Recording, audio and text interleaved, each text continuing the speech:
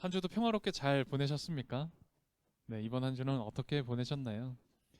어, 오늘 함께 말씀 나눌 때 주님이 주시는 평화가 가득하기를 빕니다. 행사를 할 때 선물 추첨을 할 때가 있습니다. 우리도 지난달 모두랑 시간에 보물찾기를 했었죠. 누구나 그럴 때 선물을 받고 싶습니다. 저도 선물 받으려고요. 열심히 애써서 찾았는데요. 찾지는 못했어요. 그렇게 선물 추첨을 할 때 간혹 가다가 당첨자가 나오지 않을 때가 있습니다. 그러면 그때 그냥 지나가자 혹은 다시 선물 추첨을 해보자 이렇게 의견이 분분하기도 하죠. 또 그럴 때도 있습니다. 한 사람이 여러 개 선물을 다 휩쓸어 가는 거예요. 그래서 주변 사람들한테 이렇게 나눠주는 경우도 있습니다. 그런데 이 선물이 행사 때 받는 그런 선물이 아니라 하나님이 주시는, 하나님이 준비한 선물이라면 어떨까요? 그때에도 받는 사람이 없어서 그냥 옆에 있는 사람에게 선물을 주면 될까요? 그러면 하나님 마음 어떠실까요? 당첨자가 없으면 넘어가듯이 그냥 그렇게 넘어가면 되는 걸까요? 하나님의 선물, 은혜는 그런 것이 아닙니다. 누구나 아무나 받았고 그냥 넘어가면 되는 선물이 아니죠. 그것을 받을 그 사람에게 딱 맞는 선물로 준비되어져 있는 게 바로 하나님의 선물, 은혜죠. 그 사람 아니면 의미가 없는 선물이 바로 하나님의 선물입니다. 하나님의 은혜라는 건 누구라도 받아가기만 하면 되는 그런 행사용 선물이 아닌 것이죠. 하나님께서 은혜를 주실 때 고심에 고심을 더하십니다. 그 사람에게 딱 맞을 선물을 준비하시죠. 왜 하나님께서 우리들의 머리카락까지 세신다 하시잖아요. 하나님께서 우리에게 무엇이 필요할지를 너무 잘 알고 계시겠죠. 우리가 어떤 사람인지, 그리고 어떻게 살아가야 할지, 내가 무엇을 잘하고 내가 무엇을 못하는지 아마 하나님께서는 너무 잘 알고 계시고 그 필요에 따라 선물을 주십니다. 하나님은 우리에게 가장 좋은 것으로 채워주십니다. 그런데 충만하게 채워주십니다. 우리 모두가 이것을 알고 믿고 있죠. 저는 이것이 정말 우리의 진실된 고백이 되기를 바랍니다. 그런데 우리가 오해하면 안 되는 게 있어요. 하나님이 좋은 것을 주신다고 했는데, 아니, 왜 이런 걸 주시지? 혹은, 아니, 왜 이것밖에 안 주시는 거지? 라고 할 때가 있습니다. 왜, 하나님이 주시는데 우리가 매번 만족하는 건 아니잖아요. 하나님이 좋은 것 주신다고 할 때 좋다는 것, 그것은 이 세상의 관점으로 좋다는 게 아닙니다. 자기 멋대로 살고 싶은 사람, 뭐 예를 들어서 아직 회개하지 못한 탕자 같은 사람이 있다라고 생각해 봅시다. 그런 탕자 같은 사람에게 하나님이 선물을 준비하셨습니다. 하나님은 어떤 선물을 준비하셨을까요? 탕자 같은 그 사람이 만족하고 흡족해 할 만한 선물 준비하셨을까요? 아니면 그 탕자는 만족해 하진 못하지만 하나님이 기뻐하시고 하나님이 흡족해 하실 만한 그런 선물 준비하셨을까요? 그 선물 탕자가 받았을 때, 하나님 감사합니다. 저에게 이렇게 큰 은혜, 큰 선물 주셔서 저 너무 마음이, 제 영혼이 흡족합니다. 이렇게 고백할 수 있을까요? 오늘 우리들에게 이 문제도 동일하게 놓여 있는 겁니다. 우리의 삶을 돌아보면 우리에게도 수많은 일들이 있습니다. 이번 한 주만 보더라도 많은 일들, 많은 상황들을 겪다가 오늘 이 자리까지 오셨을 겁니다. 내 마음에 흡족한 일도 있습니다. 그런데 내 마음에 흡족하지 못한 일도 있었잖아요. 그러면 뭐가 은혜였을까요? 그 중에 뭐가 은혜였던 걸까요? 우리는 하나님의 은혜를 나의 호불호로 판단합니다. 내 마음에 들면 은혜입니다. 그런데 내 마음에 들지 않으면 은혜가 아니었다라고 여기죠. 우리가 앞서 예를 든 그런 탕자 같은 사람, 그런 사람들은 아니지만 우리가 가진 생각이나 우리가 가진 인식, 우리가 가진 고백은 그와 아주 비슷합니다. 우리가 해야 할 일은 하나님이 주신 이 선물을 앞에 두고 이 은혜라는 선물을 이제 풀어볼 때에 내 욕심으로만 기준 삼아 그것을 판단하지 말자는 겁니다. 하나님의 은혜를 앞에 두고 은혜에 대한 호불호로, 내 호불호로 그것을 벗겨보지 말자는 겁니다. 다른 말로 표현하자면 하나님께서 내 삶에 행하신 일이 뭘까라는 걸 한번 생각해 보자는 겁니다. 하나님의 손길이 내 삶에 어디에 있었을까라는 걸 깊이 고민해보자라는 거죠. 그 일이 내 마음에 들지 안 들지와는 상관없이 말이에요. 결론부터 얘기해 볼까요? 결론이 뭘까요? 결론은 이겁니다. 하나님께서 하지 않으신 일이 없다. 모든 것을 하나님께서 하신 거구나라는 겁니다. 단순하게 그냥 그래 이것도 하나님께서 하셨겠지? 이것도 하나님이 하셨을 거야 라는 아니라는 그런 생각이 아니라 정말 모든 것이 하나님께서 하신 것이구나 라고 진실되게 고백하는 것. 정말 하나님이 모든 것을 하셨다라는 그것이 우리 신앙의 고백이어야 합니다. 하나님께서는 나에게, 나만을 위해, 그리고 나에게 딱 맞는 가장 좋은 것으로 선물을 준비하셨습니다. 그 은혜를 나에게 주셨죠. 그래서 그 은혜의 결과로 지금 내가 살아가고 그리고 여러분이 지금 이 자리에 계신 겁니다. 우리의 신앙은 이 고백, 이 결론으로 나아가야 합니다. 그런데 모든 것이 하나님의 은혜였습니다. 모든 것이 하나님께서 하셨습니다. 라는 이 결론과 함께 우리들의 삶에, 특별히 우리 신앙에 곧바로 뒤돌아오는 것이 있습니다. 뒤이어 찾아오는 건 깊은 후회입니다. 깊은 회한과 슬픔이죠. 아니 목사님 뭐 은혜 얘기하시더니 왜 깊은 후회와 슬픔인가요? 이거 말이 이상하지 않나요? 라는 생각이 드실지도 모르겠습니다. 여러분 이 슬픔은 은혜를 은혜로 인식하고 그때 찾아오는 나를 바라봤을 때 찾아오는 나에 대한 슬픔입니다. 내가 누구인가? 도대체 나는 어떤 사람인가? 나라는 존재는 뭔가? 이 존재에 대한 성찰이죠. 시편 8편을 보면 이런 고백이 나옵니다. 제가 읽어드릴게요.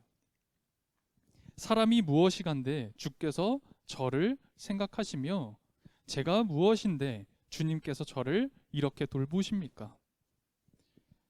시인이 이렇게 고백을 하죠. 하나님의 은혜를 깨닫고 나라는 이 존재를 알게 되면 우리는 깊이 슬퍼할 수밖에 없습니다. 후회할 수밖에 없죠. 그런데 이 슬픔은 부정적인 슬픔이 아닙니다. 우리가 그 은혜를 깨닫고 그리고 맞게 되는 그 슬픔은 긍정적인 슬픔입니다. 거룩한 슬픔이죠. 이 거룩한 슬픔은 우리의 삶의 길잡이가 되어줍니다. 제가 전도서를 참 즐겨 읽는데요. 이 전도서에는 참 지혜로운 말씀들, 이야기들이 있습니다. 특별히 전도서 7장을 보게 되면 슬픔이 웃음보다 낫다 이런 얘기를 합니다. 7장 3절인데 제가 새 번역 말고 공동 번역으로 읽어드릴게요. 웃는 것보다는 슬퍼하는 것이 좋다. 얼굴에 시름이 서리겠지만 마음은 바로 잡힌다. 다음 주가 추수감사주일이에요. 네, 그래서 교회에서 감사절기를 보내려고 지금 준비하고 있죠. 또 뭐 추수감사절 때문만은 아니고 우리 교회에서 우리 신앙의 이 삶에서 참 감사라는 이야기를 많이 합니다. 아마 오늘도 몇 번 하셨을 거예요. 그런데 우리가 자주 이야기하고 익숙한 이 감사가 사실은 굉장히 손쉬운 주제는 아닙니다. 이 감사를 안다는 건 먼저 나에게 베푸신 하나님의 은혜를 아는 것이면서 동시에 나라는 존재의 비참함, 나라는 존재의 이 죄악됨, 무력함, 못난 것을 아주 뼈저리게 깨달았을 때 그때 감사할 수 있기 때문이에요. 나에게 베풀어 주신 그 큰 은혜에 감사. 그럼에도 불구하고 그 은혜를 받을 자격이 없는 이 나라는 존재. 그것을 볼 때에 감사함을 정말 드릴 수가 있죠. 그런데 그냥 이 정도에서 그쳐버리면, 아 그래, 요 정도에서 깨닫고 그쳐버리면 우리가 가진 감사는 어느새 절망으로 흘러가 버리고 맙니다. 참된 감사는 여기에서 한 걸음 더 나아가야 돼요. 그렇게 크신 은혜를 받은 나, 그런데 여전히 못난 나, 어떻게 해야 될까? 이게 끝이 아닐 텐데. 하나님의 은혜가 이렇게 크시지만 아직까지 나는 이 정도밖에 되지 않는데 내가 어떻게 해야 할까? 라고 이렇게 고민해야 됩니다. 우리에게는 그 고민으로 나아가지 못했던 어떤 벽이 있는 거예요. 하나님이 궁극적으로 원하시는 건 바로 이겁니다. 예수님께서 이 땅에 오시고 목수의 아들로 태어나셔서 목수의 삶을 사십니다. 그리고 예수님께서 드디어 이 메시아 사역을 시작하시며 그 공생의 시작에 앞서 회당에 가 먼저 말씀을 읽고 그리고 말씀을 선포하시는 장면이 나와요. 그리고 그 말씀을 선포하신 이후에 공생의 사역을 시작하시거든요. 제가 그때 회당에서 읽었던 말씀을 읽어드릴게요. 한번 잘 들어보시면 좋을 것 같아요. 주님의 영이 내게 내리셨다. 주님께서 내게 기름을 부으셔서 가난한 사람에게 기쁜 소식을 전하게 하셨다. 주님께서 나를 보내셔서 포로된 사람들에게 해방을 선포하고 눈먼 사람들에게 눈뜸을 선포하고 억눌린 사람들을 풀어주고 주님의 은혜의 해를 선포하게 하셨다. 주님께서 자신의 소명을 확인하고 결단하며 그리고 이 세상에 선언하셨던 그런 말씀 구절이었어요. 그런데 이 말씀에 가장 중요한 중심, 핵심이 있습니다. 그게 뭐냐면 주님의 영, 하나님의 영이 내게 임했다라는 겁니다. 주님의 영, 곧 성령이죠. 성령님이 내게 임하셨다라는 이야기를 하시거든요. 그런데 이 하나님의 영, 성령이 그냥 내리는 게 아니잖아요. 뭐 누가 성령 받아라, 그렇게 외치면 성령 받을 수 있는 겁니까? 여러분들이 눈물 콧물 짜면서 하나님께 기도하면 성령이 내리던가요? 하나님의 영, 그 성령을 받는 우리가 성령을 받는 그 사건의 중심에는 오늘 제가 앞서 나눈 그 이야기가 있습니다. 하나님의 충만한 은혜를 느끼고 깨닫고 동시에 나의 못난 현실을 뼈저리게 느끼고 있는 그 상태.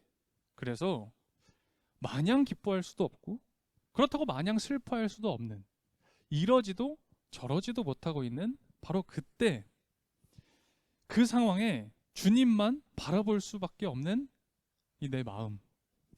내가 정말 주님밖에 바라볼 수가 없구나 라는 걸 느끼는 그 사람에게 성령은 임하는 겁니다. 그때야 비로소 주님의 영이 우리에게 임하는 것이죠. 그렇게 오늘 말씀으로 다시 가봅시다. 오늘 이사야 말씀을 봤는데요. 창조주 하나님, 만유의 하나님께서 사람을 찾고 계십니다.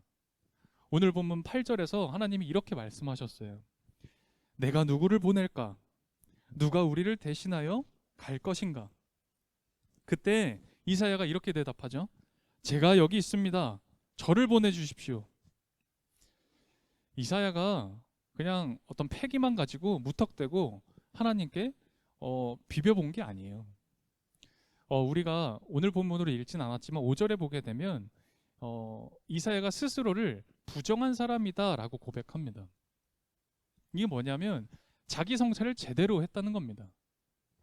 그 성찰의 근원이 어디였냐? 바로 하나님의 은혜를 뼈저리게 깨달음에 있어요. 그리고 동시에 나라는 이 사람이 부정하구나, 내가 참 연약하구나 라는 그 깨달음에 있습니다. 그래서 이사야도요, 마음이 불안정했습니다. 이러지도 저러지도 못했어요. 마냥 기뻐할 수도, 그렇다고 마냥 슬퍼하지도 못했습니다. 그런데 그때 한 줄기 빛처럼 말씀이 들렸습니다. 하나님의 음성이 들렸던 것이죠. 내가 누굴 보낼까? 이 음성이요. 그래서 이사야는 이 말씀을 붙잡았습니다. 이 음성을 듣고 응답하죠. 그렇게 이사야의 삶에 새로운 돌파구가 열렸던 것이죠. 이사야, 이 개인의 한 삶이 새로운 차원으로 흘러가기 시작했던 거예요. 오늘 우리에게도 주님의 선물, 은혜가 우리 인생 앞에 주어져 있습니다. 이 선물은 오직 나에게만 주어진 것입니다. 그래서 오직 나만 누릴 수 있는 은혜예요. 하나님이 고심에 고심을 더하셔서 우리를 위해서 마치 맞춤처럼 그런 맞춤 선물을 준비해 주셨어요. 오늘 우리 모두가 그 선물이 있음을, 그 은혜가 우리 인생 앞에 놓여 있음을 깨달았으면 좋겠습니다. 하나님의 그 크신 은혜, 그리고 동시에 정말 못난 나, 죄악으로 버무려진 이 현실 속에서 나를 향해 돌진해 오시는 그 하나님의 음성, 우리 모두가 들었으면 좋겠습니다. 하나님의 은혜가 오직 나에게 맞추어져서 준비되어져 있는 것처럼 우리를 부르신 그 하나님의 부름에 대한 응답도 내가 아니면 안 되게 준비되어져 있어요. 이번 한 주 우리 모두가 그 하나님의 그 음성, 하나님의 부르심의 그 말씀을 들었으면 좋겠습니다. 그리고 오늘 이사야가 제가 여기 있습니다, 그렇게 하나님께 응답했듯이 우리들도 우리 각자의 삶에서, 각자의 삶의 자리에서, 나의 작은 생활로 하나님께 제가 여기 있습니다라고 응답했으면 좋겠습니다. 그럴 때 오늘 이사야가 새로운 삶, 새로운 지경을 넓혀 살아갔듯이 오늘 우리들의 삶도 새로운 차원, 하나님의 그 세계로 나아갈 줄 믿습니다. 그런 고백, 그런 음성에 대한 응답이 있는 오늘 평화교회 모두가 되기를 주님의 이름으로 축복합니다. 주님, 갈 곳을 가기 위해 길을 걷습니다. 그때 길의 목적지만 생각하지 말고 내 인생의 목적지도 함께 생각하게 해주십시오. 정상에 오르기 위해 산을 오릅니다. 그때 산을 오르는 고통만 참지 말고 내 생활의 어려움도 함께 극복하도록 힘을 허락해 주십시오. 친구를 만나기 위해 카페에서 기다립니다. 그때 친구만 기다리지 말고 내 마음이 참으로 만나고 싶은 것, 그것도 기다리게 해주십시오. 차를 운전하기 위해 길에 표지판을 봅니다. 그때 도로의 표지판만 보지 말고 내 생각의 표지판, 내 영혼의 표지판도 같이 보게 해주십시오. 어두운 밤하늘을 볼 때 그때 별만 찾지 말고 절망 속에서도 피어나는 주님의 희망 찾도록 해주십시오. 한 주간 우리의 삶과 마음, 정성과 헌신을 담아 주님께 봉헌드립니다. 거저받은 은혜를 다시 주님께 그저 드립니다. 이것을 드린 모든 마음 가운데 주님의 음성으로 응답해 주시고 주님의 크신 평화 허락해 주십시오. 예수 그리스도의 이름으로 기도드립니다. 아멘.